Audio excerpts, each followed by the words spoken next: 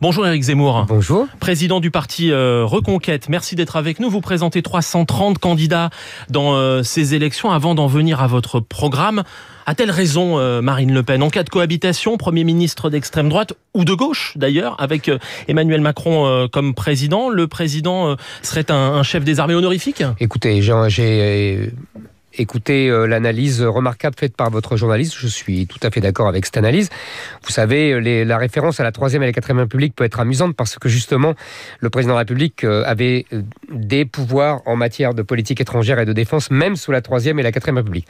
En vérité, je pense qu'il y a déjà eu des cohabitations.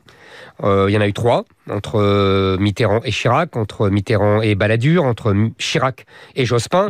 Et il y avait toujours un équilibre qui se trouve, car effectivement, les pouvoirs sont enchevêtrés, et donc l'équilibre se trouve en marchant entre le président de la République et le Premier ministre. Donc voilà, ça va se passer encore une fois de la même façon. Vous n'avez pas fait alliance avec le Rassemblement National pour ces élections, Éric Zemmour. Le RN le Rassemblement National n'a pas voulu faire alliance. J'allais le dire, le RN l'a refusé. Depuis Marion Maréchal et d'autres vous ont quitté. Dans ces conditions, est-ce que c'est une bataille perdue d'avance pour vous ? Écoutez, il n'y a jamais de bataille perdue d'avance. C'est vrai que dans un cadre de scrutin majoritaire à 2 tours, quand vous n'êtes pas dans une alliance, c'est évidemment beaucoup plus difficile puisque il n'y a pas de rassemblement et donc de voix qui viennent de partout. Donc évidemment, c'est plus difficile. Nous sommes là pour justement attester de nos convictions. Nous sommes là pour dire la vérité. Nous sommes là pour dire la vérité sur l'immigration, sur l'islam, mais aussi sur les impôts, sur l'école. On va en parler avec mes mesures d'urgence. Et effectivement, nous ne sommes pas dans une alliance parce que le Rassemblement national ne l'a pas voulu.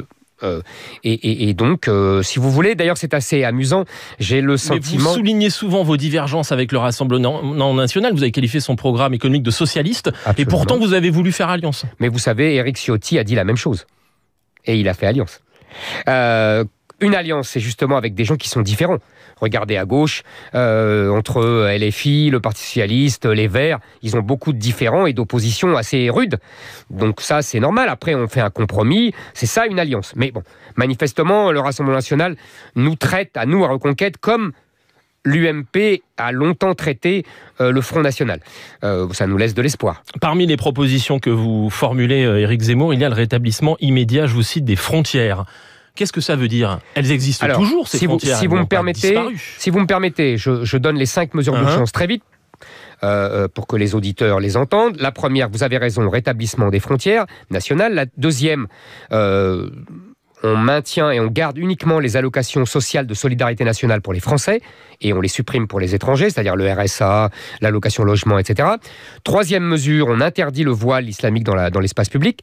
Quatrième mesure, on supprime la CSG pour les bas salaires et on baisse l'IS de 25 à 15%. Et cinquième mesure d'urgence, on impose l'instauration des classes de niveau immédiatement à la rentrée au collège et au lycée. Sur les frontières, qu'est-ce que ça veut dire? Les frontières qui existent toujours. Les frontières existent toujours, mais ça ne vous a pas échappé qu'il n'y a plus de contrôle aux frontières. Donc, sauf dans des cas extrêmes prévus par Schengen. Donc, en cas de menace grave. Exactement. Donc, j'estime que nous vivons une menace grave pour l'existence du pays, l'existence même du pays, puisque je pense que nous vivons un tel tsunami migratoire depuis des décennies que nous vivons un grand remplacement de population.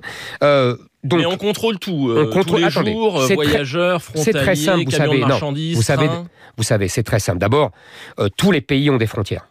Tous les pays ont des frontières. Quand vous allez aux États-Unis, il y a des frontières. Quand vous allez en Algérie, il y a des frontières. Quand vous allez en Égypte, il y a des frontières. Premièrement, on en a eu pendant des siècles. Il y a des frontières. On en a eu pendant des siècles. Donc, c'est pas quelque chose d'extraordinaire. Deuxièmement, moi, j'ai connu les frontières, vous savez, avant 1985, quand j'étais enfant, on partait en vacances en Espagne. Le seul inconvénient des frontières, c'est les embouteillages. Là maintenant, aujourd'hui, il y a des moyens modernes, il y a le télépéage qui vont très vite, on le fait au péage des autoroutes pour, par exemple, les transfrontaliers.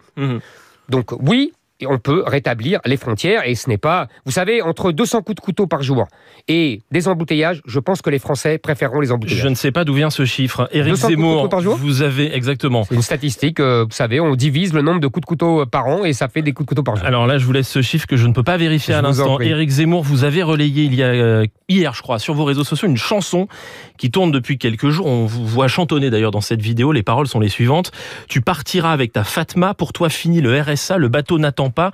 Quand va passer Bardella, tu vas retourner chez toi, tu mettras ta djellaba. L'association SOS Racisme dit avoir déposé plainte pour provocation à la haine raciale. Quel est le sens de relayer ces propos? Le message, c'est les musulmans dehors. Je trouvais ça, cette chanson... Non, pas du tout. Ah bah si. Non, pas du tout. D'abord, je trouvais cette chanson amusante. Vous savez, il y a beaucoup de chansons amusantes. Quand il y a des raps amusants sur qui attaquent la police ou la France, tout le monde trouve que c'est de la liberté d'expression et que c'est amusant. Là, moi, je trouvais cette chanson amusante, donc je l'ai relayée, je chantonnais. Vous savez... le message sur le fond, c'est les musulmans de France doivent quitter le pays. C'est ça qu'elle dit, cette chanson. Non, pas du tout. La culture populaire, ça sert à exprimer des passions populaires de façon ironique. Là, simplement, les Français veulent exprimer qu'ils en ont assez de l'immigration de masse venue du sud de la Méditerranée et qu'ils en ont assez de payer pour des feignants. Les feignants rentreront. C'est le sens de... J'ai toujours dit qu'il fallait renvoyer les gens qui étaient chômeurs de longue durée. Ça ne veut pas dire que tous les musulmans doivent être renvoyés. Je précise, c'est un peu le sens de cette chanson. Je précise que le réseau TikTok l'a retiré ces dernières heures. Merci Éric Zemmour d'avoir accepté notre invitation sur France Inter. Merci à vous de m'avoir invité.